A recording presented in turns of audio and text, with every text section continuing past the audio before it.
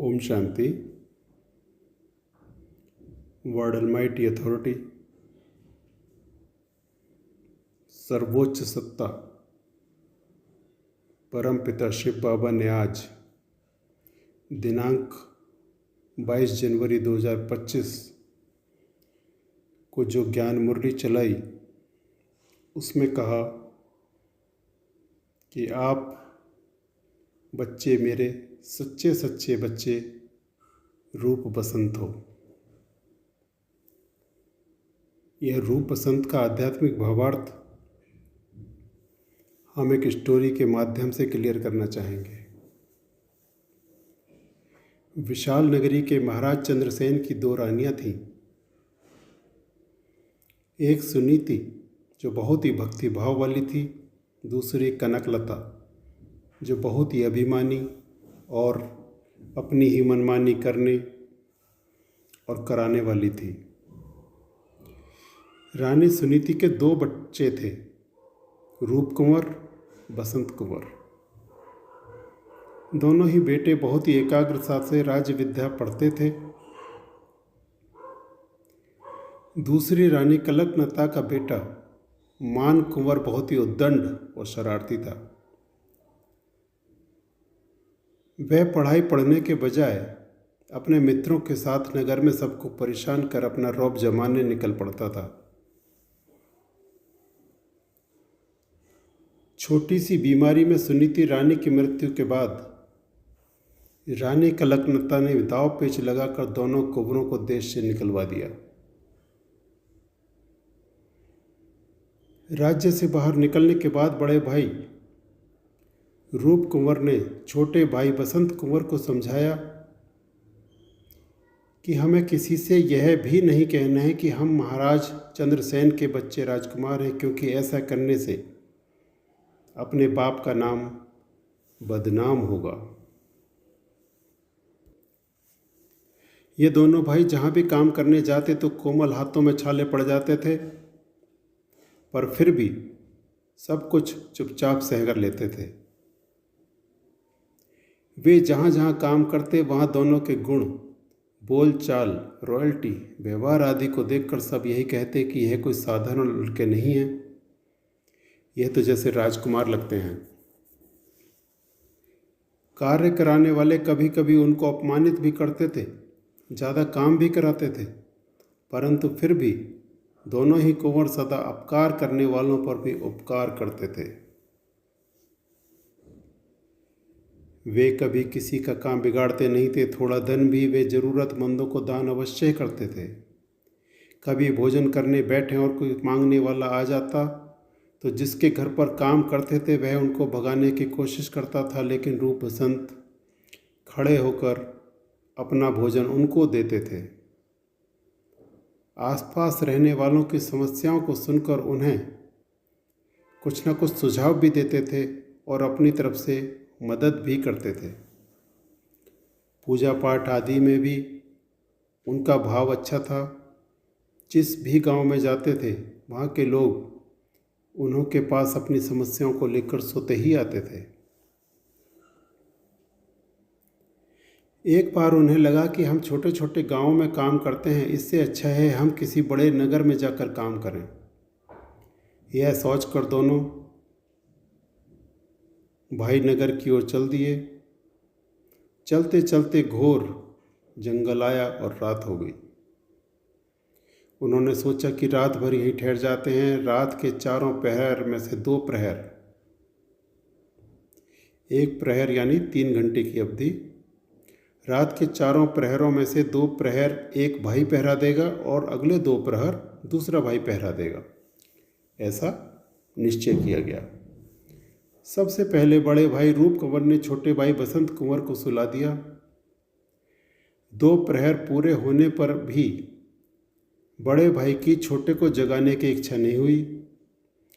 3 प्रहर पूरे होते होते अचानक बसंत कुंवर की अर्थात छोटे भाई की आंखें खुल गई। आसमान में तारे देखकर उसने कहा, भैया आपने मुझे 3 प्रहर सोने दिया, अब आप आराम से सो जाइए। दिन भर चलने और 3 प्रहर जागरण की थकान के कारण रूप कुंवर गहरी नींद में सो गया। छोटा भाई बसंत कुंवर जाग रहा था। उस समय पेड़ पर तोता मैना आपस में बात कर रहे थे कि इस पेड़ पर एक साल में सिर्फ एक ही फल पकता है, लेकिन यह फल ऐसा है जो इस फल को तोड़ेगा उसे विषैला नाग डसेगा और जो उसे खाएगा वह सुबह होते ही महाराजा बन जाएगा। लेकिन महाराजा बनते ही वह अपनी पुरानी याददाश्त भूल जाएगा, सिर्फ संस्कार इमर्ज रहेंगे। जब उसे कोई फिर से याद दिलाएगा तभी उसे पुरानी स्मृति आएगी। इसलिए आज तक कई लोगों ने यह फल खाने की कोशिश की, लेकिन उन्हें विषैला नाग डस गया। तोता मैना की ये बातें सुनकर बसंत कुंवर के मन में आया कि हम तो 2 भाई हैं। रूप कुंवर ने तो ये बातें सुनी ही नहीं है, तो मैं ऐसा करता हूँ कि इस फल को तोड़कर बड़े भाई को खिला देता हूँ ताकि वह महाराजा बन जाए, क्योंकि उनमें मेरे से भी ज़्यादा प्रजा पालन के गुण हैं। वह प्रजा को बहुत सुखी रखेंगे। छोटा भाई अर्थात बसंत खुद फल खाकर महाराजा बन सकता था, फिर भी उसने फल तोड़कर तुरंत ही रूप कंवर को जगा कर कहा, भैया इस पेड़ पर बहुत ही मीठे फल थे, मैंने तो बहुत खाए, अब एक ही बचा है, आप इसे खा लो। ऐसा कहकर रूप कंवर को फल खिला दिया। थोड़ी देर में एक विषैला नाग आया और बसंत कुंवर को डसकर एक पल में वहां से चला गया। बसंत कुंवर बेहोश। तब रूप कंवर उसको उठाकर पास ही बहती हुई एक नदी के किनारे पर ले गया और दंश देने वाले भाग पर थोड़ा चीरा लगाकर पांव को बहते पानी में रखा ताकि खून के साथ जहर भी पानी में बह जाए। थोड़ा सा उजियारा होने पर उसे थोड़ी ही दूर पर एक नगर दिखाई दिया।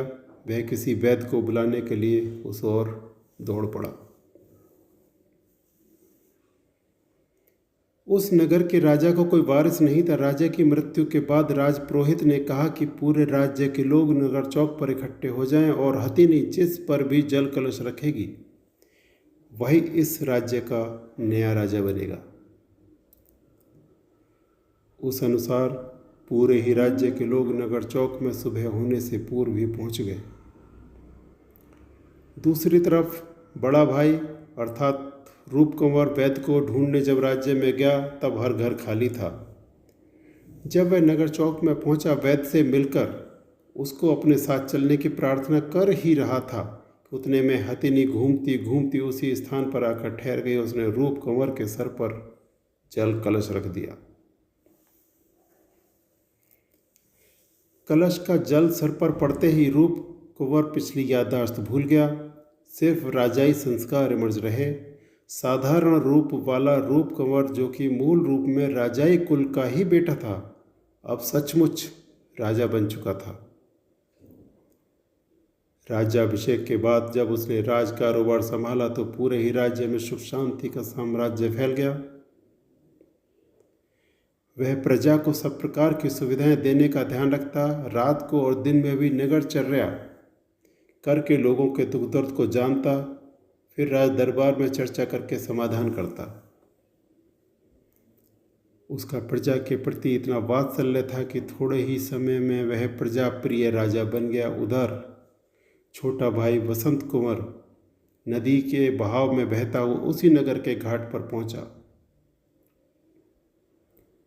जब कपड़े धोते हुए धोबी ने उसे बचा लिया और प्रयास करके उसे होश में ले आया, तब ठीक होने पर बसंत कुंवर ने अपने भाई रूप कुंवर को ढूंढने की कोशिश की।